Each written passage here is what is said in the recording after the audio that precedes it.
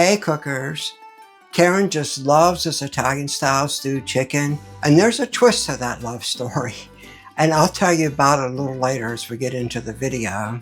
Using this Ninja Foodi Possible Cooker Pro is the trick to making this Italian style stewed chicken turn out great as a one-pot meal. We're going to get a really rich Italian tomato flavor, tender, juicy chicken, and it'll all be with no fuss because it's made in the Ninja Possible Cooker Pro. You don't have to use this cooker, but you'll find it easier if you do.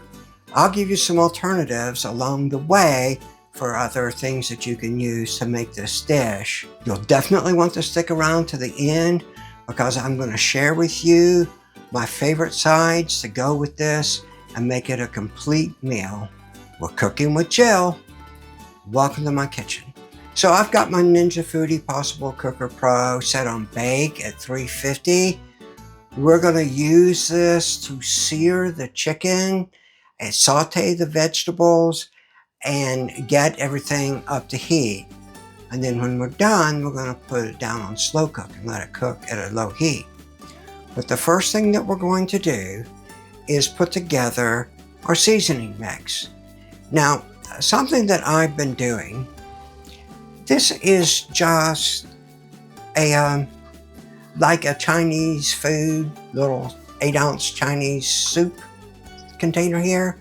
I bought these off of Amazon, and what I'm doing is putting my seasoning blends inside these containers and storing them there. So I'm going to start with 2 tablespoons of salt. You can look at this as just a 2-part salt. There's a little more than a tablespoon, but that's okay. And then 1 part everything else. So here's black pepper, and I'm using tablespoons because we can use this seasoning later on for different dishes. So this is a tablespoon of Italian seasoning, a tablespoon, so we're going to have a little extra garlic in there. So that was about a tablespoon and a half of garlic, and that's okay. I like garlic. And then here will be a tablespoon of basil. Okay. None of these measurements have to be exact. It's just, your preference. We're going to put a tablespoon of onion powder in there. So all these are heaping a little bit, but that's okay. And finally, a tablespoon of paprika. Like I said, these measurements don't have to be exact. You put this lid on here and just make sure it's good and tight and just shake it up. And I'll shake it back and forth. I'll shake it up and down. Shake it, shake it, shake it. And it does pretty good at getting this mixed together pretty well.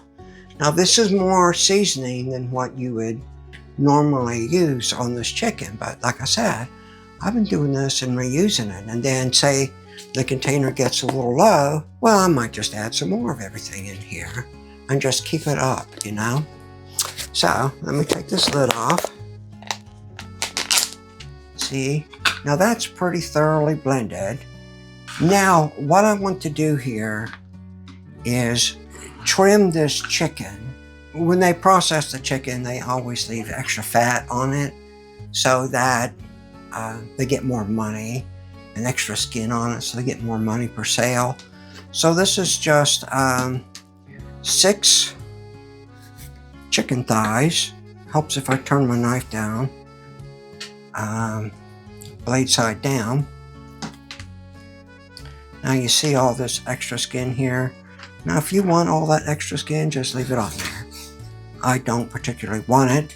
And if I see lots of fat, I'll trim that fat off too. You want a nice sharp knife. These Ninja Never Dull knives have that sharpener built into that thing over yonder. It's really good for trimming the skin. See, we got a little extra fat and skin here. I'm going to trim that off. Karin actually gave me the recipe for this stewed chicken. The twist of this is actually kind of funny, is that I make it better than she does now. And she actually loves the way I cook it. So I just think that's kind of ironic.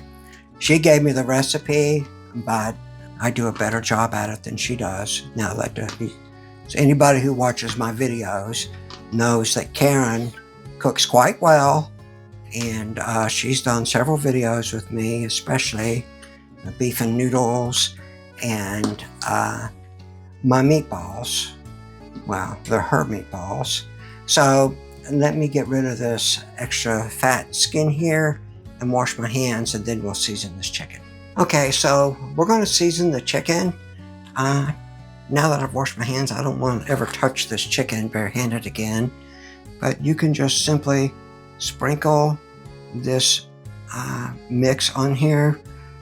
You can do it pretty liberally, but not caked on, okay? That looks pretty good. Let me turn this over.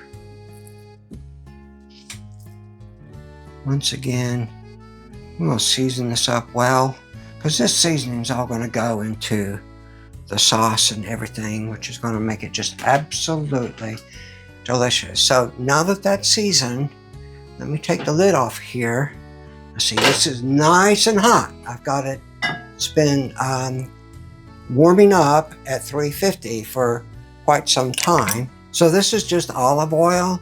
I'm going to put a couple of tablespoons in there. Once again, we're not trying to be precise or exact. All right, and I want to put this chicken in bone side down. Listen to that sizzle.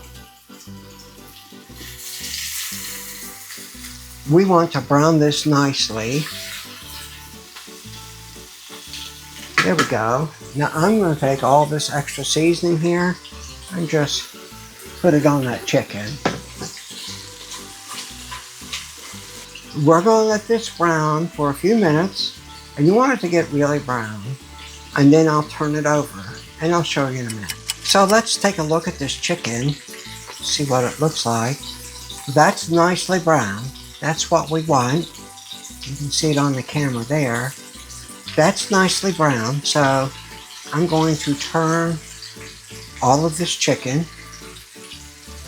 You can do this in a cast iron Dutch oven and just put the Dutch oven on the stove. But I like doing this here because I got better control of the heat. So now that we've got this browned on this side, I've got 2 medium-sized onions and 1 bell pepper sliced up into slices like this. It's the way I like them. And just pour these over the top of this here like that. Spread them out a little bit. Now, what I'm going to do is put the lid on here and let the heat from the chicken and everything start cooking those onions.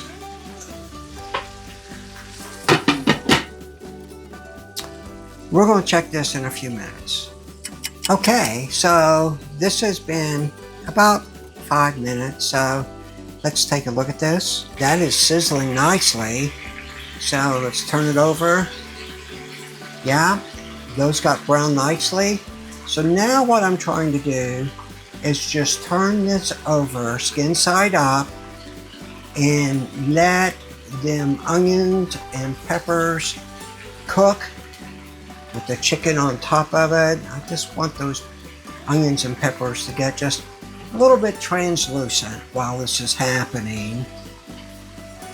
This just smells so good. And in a few minutes, I'm going to throw that garlic in there and it's going to smell even better. So I'm going to put this lid back on here. You can see that these onions have begun to cook a little bit.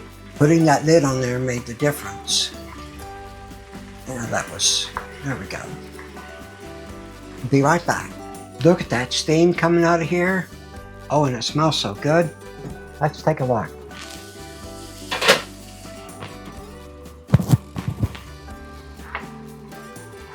Oh yeah, that's looking really, really, really good. That's looking good. So that's about the way I want these onions to be, right there. So what I need to do next is put in a couple of tablespoons of minced garlic. This is just your jarred minced garlic. I just want to put it in here and let it get hot. Let it get fragrant a little bit, release some of those flavors. Oh yeah, mix it around a bit. If we just had smell-o-vision, right? I don't know how well you can see down in here, but the juice of that chicken and them onions and that garlic, that just looks so, so good. So that garlic has come to temperature. I like that. Now I'm going to put an extra tablespoon of basil in here. I prefer basil. You can use Italian seasoning if you like, but this is going to season those diced tomatoes up a bit. Okay, just sprinkle it around. There we go. Now, so this is why I wanted it at 350, is because when you put these diced tomatoes in here, I want it to come up to a boil pretty quickly. If it was on saute, it would take it longer, but this thing cooks from the sides and the bottom, so when you've got it on bake, it's gonna cook this and heat this up faster. So these are just two 14.5-ounce cans of diced tomatoes that I got from Aldi. There we go. I'm not putting tomato sauce in it. I'm not putting crushed tomatoes. This is just diced tomatoes here. You could also add salt and pepper to your taste, but I think this will be pretty good without it. So what I'll do now is just stir this up. Yeah. And I want this to come back up to temperature. I want to bring it up to a boil. Now see, you could have started this in a skillet and then moved it over to a casserole dish so that you can bake it, but it really needs to slow cook. And let's get this back up to temperature. And this thing just is a fantastic slow cooker. So we're doing all of this in one pan. We're going to have a variety of temperatures that we're going to be working at, and you'll see. So let's let this get this up to temperature, and then we'll play with it a little more. All right, so let's take a look at this. All right, so you can see here that this is beginning to boil, and that's what I wanted. I wanted it to begin to boil and come up to temperature. The chicken's already cooking. I just wanted these diced tomatoes and everything to get hot. This smells so good. That garlic, the onions, the pepper, the seasoning that's on the chicken, and the basil that went in here is very aromatic. This smells absolutely delicious. So now what I'm going to do is put the lid back on here, and I'm going to put this on slow cook on high for 30 minutes. And this chicken will get done, but we've got more things to do after this. So 30-minute break. Let me put this on slow cook. Okay, so this has been cooking for about 35 minutes or so. Let's take a look at it. Look at that. That is just bubbling and steaming. Yeah, and the tomatoes are starting to cook well. This looks really, really good. This is going to be a hearty, filling Italian meal. Who do you know that would like something like this? You know, think about it. This is about to go in the oven. It's going to get nice and brown. We all love stuff like that. Who do you know? So think about this. Share this with them. Let them see. You never know. This is going to turn out great. So I have got the oven preheating to 425. This is going to go in the oven. This is oven safe for up to 500 degrees. Oh, that's the oven being hot at 425. So this is oven safe up to 500 degrees. It may be 550, but that doesn't matter because we're going to only do this at 425. And then while that's cooking, I'm going to create a little side that I'll serve this with, and we'll dish this up in a little bit. See you in a bit. Welcome back.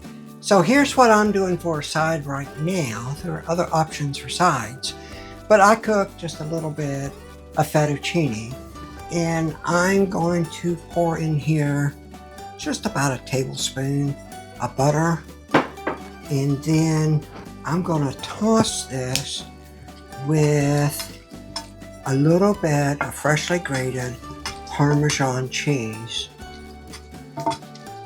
There. Now this needs to be hot, and you don't want to rinse your fettuccine. You want to leave it. There we go. Let's put the rest of that Parmesan in there. All right, and now I just want to toss in just a pinch of basil, not much at all,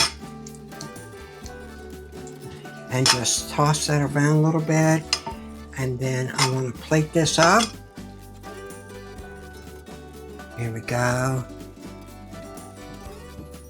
That looks really nice. So this chicken's been in the oven, I guess about 20 minutes now. Let's turn it off and get it out. Now this oven's going to be hot, so woo! Look at the steam. Alright, I got my silicone mitts here. Now that looks really, really good. They are nice and golden brown on top. I'm going to take this piece right here and put that right there, and then take this ladle and look at those vegetables,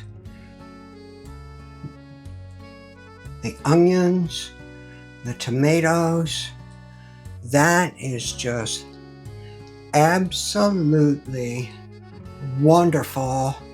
And like I said earlier, I wish we had smell-o-vision so that you could smell this. So here, I'm going to garnish this with a few spinach leaves here. In fact, I think I'm going to garnish it over on this side. Like that. Now that looks absolutely delicious. Now let's see how it tastes. Piece of chicken. Look at that seasoning on the chicken. That's good. Let me get some vegetables in here.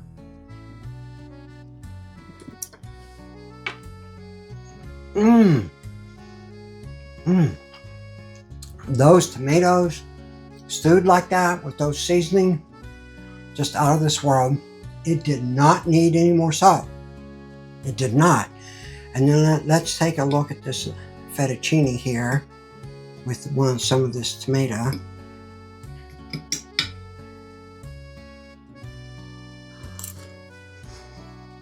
You know, I could eat this every day. Karin loves this stuff. Now, side dishes that I would do with this. Obviously, I've got pasta here. We like it with white rice too. It's really tasty with white rice. And then if you really want to take it up a notch, do it with garlic roasted potatoes. All the potatoes and the chicken and those tomatoes together. Absolutely fantastic. Well, hope you got some ideas on how to cook this Italian styled stewed chicken and the benefits of using the Ninja Foodi Possible Cooker Pro. Everything was done in one pot. It was easy.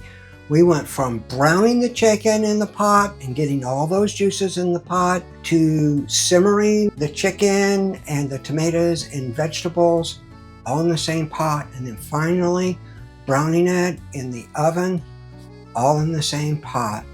So let me know what you think about this. Share it with some friends who you think would enjoy eating this. So y'all have fun, and I think I'm gonna have some more of this. This was really good. I could eat this every day.